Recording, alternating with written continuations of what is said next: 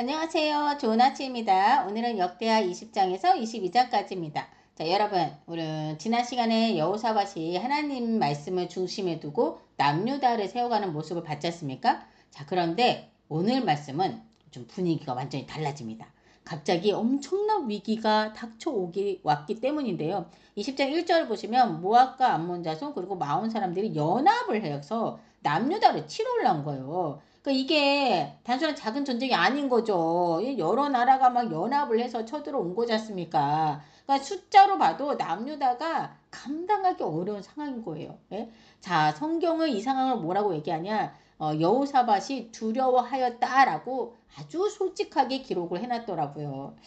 뭐 이런 부분을 보면 뭐 내심 마음이 놓인다고 해야 되나? 왜냐하면 믿음 좋은 왕도 저렇게 두려워했구나 라는 거잖아요. 그러니까 그런 걸 보면서 그러면 나도 내가 두려워하는 게 잘못된 게 아니네 뭐 이런 생각이 드는 거죠. 예.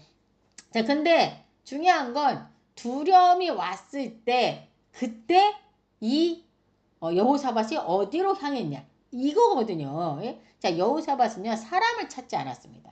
계산부터 하지 않았어요. 그는 여호와께 얼굴을 향하고 온 백성에게 금식을 선포합니다. 그리고 온 유다가 하나님께 도심을 구하려고 예루살렘에 모여들었죠. 자, 그리고 여호사밧이 하나님께 기도합니다. 자, 그 기도가요 정말 절박합니다. 6절에 보시면 우리 조상들의 하나님 여호와여, 주는 하늘에서 하나님이 아니시니까 이방 사람들의 모든 나라를 다스리지 아니하시나이까. 주의 손에 권세와 능력이 있사오니 능히 주와 맞설 사람이 없나이다. 만일 재앙이나 난리나 견책이나 전염병이나 기근이 우리에게 임하면 주의 이름이 이 성전에 있으니 우리가 이 성전 앞과 주 앞에 서서 이 환난 가운데서 주께 부르짖은 즉 들으시고 구원하시리라. 아멘입니다. 예. 여러분, 이 기도를 지금 들어보셨죠? 우리는요, 보통 문제가 생기면 어떻게 합니까? 어떻게든 막 내 힘으로 해결하라고 하잖아요. 근데 여호사밧은 우리는 할 수 없습니다. 이거를 이제 인정하고 갑니다, 지금. 사실 이게 믿음의 시작이 아닐까 싶어요. 내 능력을 붙드는 게 아니라 하나님의 능력을 바라보고 이제 있는 거지 않습니까? 그리고 여호사밧은 지금 아무 말이나 하고 있는 게 아니에요. 기도를 그냥 아무렇지 않게 막 한 게 아니라 솔로몬이 예전에 성전 봉헌식을 했을 때 들었던 그 기도 아십니까? 지금 그 기도를 붙들고 하나님께 간구하고 있는 거거든요. 전염병이나 기근이나 전쟁에 와도 우리가 주의 성전을 향해 기도하면 들으시고 응답하여 주옵소서 이거잖아요. 이 기도가 솔로몬이 백성들 앞에서 했던 그 기도거든요. 지금 여호사밧은요. 아무 말 대잔치가 아니라 그 약속을 붙들고 지금 기도를 하고 있는 겁니다. 하나님, 우리가 지금 그 자리까지 왔습니다. 예? 하나님께서 분명히 약속하셨지 않습니까? 들으신다고 하셨습니다. 이거거든요, 지금. 저는 이 장면을 보면서 어떤 생각이 들었냐면 말씀을 아는 게 진짜 중요하다라는 생각이 들었어요. 왜냐하면 말씀을 아는 사람들은요. 위기 때 말씀을 붙들 수 있거든요. 하나님이 어떤 분이신지 기억할 수 있잖아요. 말씀을 읽으시면. 그렇죠? 그래서 말씀 속에서 하나님께서 직접 말씀하신 그 말씀을 붙들고 우리가 하나님께 기도할 수 있는 거거든요. 왜? 하나님은 본인이 하신 말씀은 어떻게 하시죠? 땅에 떨어지지 않잖아요. 무조건 응답하시잖아요. 들어주시잖아요. 그렇죠? 그러니까 우리가 하나님께서 하신 그 말씀을 붙잡고 기도를 하는 거죠. 자, 보세요. 하나님께서 응답하십니다. 자, 하나님의 영이 야하시엘에게 임하고 그가 이렇게 외칩니다. 두려워하지 말라. 이 전쟁은 너희에게 속한 것이 아니오 하나님께 속한 것이니라. 여러분, 예, 보셨죠? 진짜 너무 놀랍지 않습니까? 하나님은 유다 백성들에게 싸우라고 하지 않으세요, 지금. 오히려 너희는 가만히 서서 하나님의 행하시는 구원을 보라라고 말씀하고 계시지 않습니까? 예? 그리고 다음날 여호사밧은 찬양대를 전쟁의 맨 앞에 세웁니다. 여러분, 이게 뭔 일이래요? 예? 여러분, 전쟁을 하러 가면 맨 앞에 누가 나가야 돼? 예? 가장 강력한, 예? 우리, 모든 걸 무장한, 군인이, 예? 칼과 창과 방패를 앞서서 딱 서야 되지 않겠습니까? 그런데 지금 여호사밧은요, 예? 칼과 창이 아니라 제일 먼저 찬양대를 앞에 세웁니다. 예? 찬양으로 나아가는 거예요. 여호와께 감사하세 그 인자하심이 영원하도다. 와, 예, 이걸 보면서요. 요즘 저도 마음속에 많이 힘들거든요. 마음속에 전쟁이에요. 전쟁터. 예, 직장도 전쟁터고 막 하나님께 맨날 기도를 하는데요.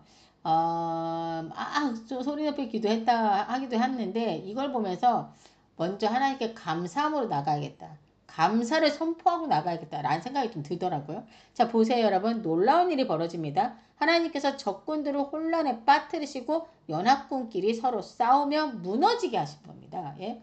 유다는요, 싸우지도 않았어요. 싸우지도 않았는데 하나님께서 지금 대신 싸우신 거죠. 예? 저는 이 장면을 읽으면서 이런 생각이 들더라고요. 그러니까 우리가 감당할 수 없는 일이 생겼을 때 너무 혼자 끌어안고 끙끙대고 버티려고만 하지 말고 여호사밧처럼 하나님께 먼저 엎드려야 하는 거 아닐까? 자, 왜냐하면 성경이 지금 계속 말하잖아요. 전쟁은 하나님께 속한 것이라고요. 우리는 전쟁터에서 살고 있지 않습니까? 전쟁터에서 살고 있거든요, 제가. 예? 여러분의 전쟁터는 어디예요? 일터인가요? 아니면 가정인가요? 예, 저는 일터예요. 저는 일터예요. 너무 힘들어요. 전쟁터예요. 예. 자, 여러분, 전쟁은 어디에 속해 있다고요? 하나님께 속해 있습니다. 그러니까 우리의 이 싸움을 하나님께 맡기자고요. 예. 오늘 이 말씀을 제가 지금 녹음하면서도 그래야겠다. 라는 생각이 다시 한번 들었네요. 예. 자, 근데 여러분, 20장에서 그렇게 하나님을 의지했던 여호사밧에게도 치명적인 큰 실수가 하나 있었어요. 뭐였죠?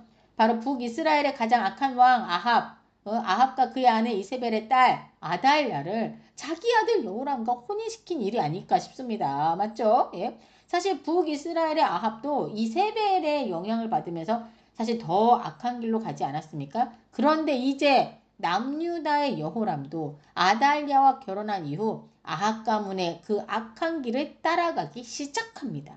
여호사밧은 이제 나이가 들어서 이제 여호람에게 왕위를 물려줘요. 물려준 다음에 다른 아들들도 많을 거 아니에요. 그래서 뭐 후궁의 아들부터 해서 많은 아들들이 있지 않습니까? 다른 아들들에게는 성읍들을 나누어 주고는 흩어져 살게 했어요. 그렇게 기록되어 있습니다. 성경에. 그런데 말입니다. 여호람은 왕위를 이어받았잖아요. 예?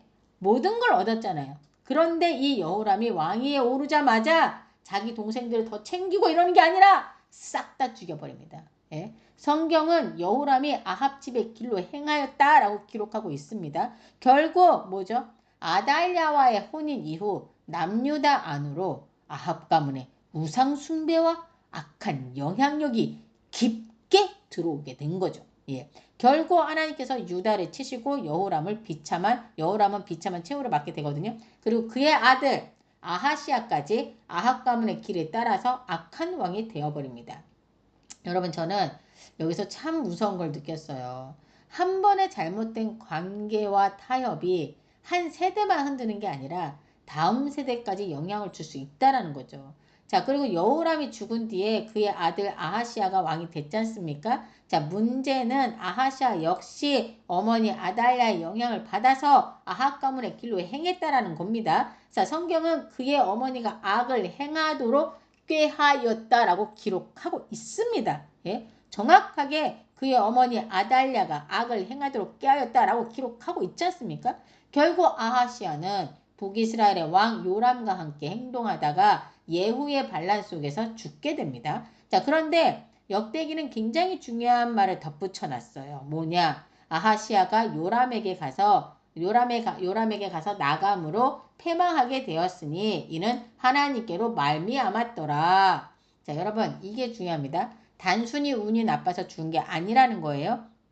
하나님을 떠난 길의 끝이 결국 심판으로 이어졌다는 걸 보여주고 있는 겁니다. 그리고 이제 문제는 여기서 끝나지 않습니다. 아하시아가 죽자 어머니 아달랴가 왕족들을 죽이고 스스로 왕이 되려 하기 시작합니다. 와, 정말 이 장면은요, 정말 절망적이지 않을 수가 없어요. 왜냐? 다윗 왕조가 끝난 것처럼 보이기 때문이거든요. 지금 다윗 왕조의 후손들을 싹 다 죽여버리려고 한 거예요. 지금 아달랴가 하나님의 약속이 실패한 것처럼 보입니다. 어떻게 된 거지 이게? 예? 자, 악이 승리한 것처럼 보여요. 예? 그런데 여러분, 하나님은 끝나지 않으셨습니다. 아달랴가 다윗의 후손들, 즉 유다 왕국의 씨를 모두 진멸할 때 아하시아의 누이 여호사부앗이 아달랴의 손에서 아하시아의 막내 아들 그 애기인 한 살짜리 요아스를 몰래 구출해내요. 이로 인해서 요아스는요, 제사장 여호와 야다의 보호 아래 6년간 성전에 숨겨진 채 성장을 하게 되거든요. 이 아하시아의 누이 여호사부앗의 남편이 제사장이거든요. 여호야다거든요. 자, 그래서 이렇게 요아스가 이제 성전에서 이제 6년간 아무도 모르게 성장을 하게 되거든요. 자, 왜냐? 하나님은 다윗에게 약속하셨잖아요. 뭘 약속했죠? 다윗의 등불을 끄지 않겠다라고요. 즉 하나님은 보이지 않는 곳에서도 자기 언약을 지키고 계셨던 거예요. 근데 세상 사람들이 봤을 때는 모든 게 끝난 것처럼 보였을 거예요. 그쵸? 예? 자, 하지만 그렇지 않은 거죠. 저는 이 부분이 너무 은혜가 됐어요. 겉으로 보면 아달랴가 완전 이겼어요. 완전 승리입니다. 예? 하나님의 믿는 사람들은 다 무너진 것처럼 보여요. 악이 승리를 한 것처럼 보입니다. 악한 사람들이 더 잘 나가는 것처럼 보여요. 예? 하지만 하나님은 아무도 보지 못하는 곳에서 어떻게 하고 계셨죠? 요아스를 지켜내고 계셨던 겁니다. 예. 여러분, 우리 인생도 그럴 때가 있지 않습니까? 기도했는데 바로 응답이 안 보일 때, 상황은 더 어두워지는 것 같을 때, 정말 하나님이 일하고 계신 게 맞나 싶은 순간들이 있지 않습니까? 그런데 오늘 말씀은 우리에게 말해주고 있는 것 같아요. 하나님의 시간표는 멈춘 적이 없다. 우리는 당장 응답을 원하지만 하나님은 보이지 않는 곳에서도 자기 뜻을 이루고 계시는 분이라는 거. 그러므로 오늘 우리도 눈앞의 상황만 보지 말고 끝까지 하나님을 신뢰해야 하지 않을까라는 생각이 들었어요. 전쟁 앞에서도 하나님께 엎드렸던 여호사밧처럼, 그리고 어둠 속에서도 요아스를 지키셨던 하나님을 믿으면서 말이죠. 자, 오늘도 우리의 시간표보다 하나님의 시간표를 더 신뢰하며 살아가는 저와 여러분이 되기를 바랍니다. 다 같이 기도하겠습니다. 하나님 아버지, 오늘 말씀을 통해 우리의 전쟁이 하나님께 속해 있음을 다시 배우게 하시니 감사합니다. 두려움 속에서도 여호사밧처럼 먼저 하나님께 얼굴을 향하게 하시고 내 힘과 계산보다 하나님의 약속을 붙드는 믿음을 허락하여 주옵소서. 또한 잘못된 관계와 작은 타협이 얼마나 큰 영향을 남길 수 있는지도 기억하게 하시고 끝까지 하나님의 뜻 안에 머무는 삶 살게 하여 주옵소서. 그리고 모든 것이 끝난 것처럼 보이는 순간에도 보이지 않는 곳에서 언약을 지키시는 하나님을 신뢰하게 하시고 우리의 시간표보다 하나님의 시간표를 더 믿는 그런 믿음을 허락하여 주옵소서. 이 모든 말씀 우리 주 예수 그리스도 이름으로 기도드립니다. 아멘.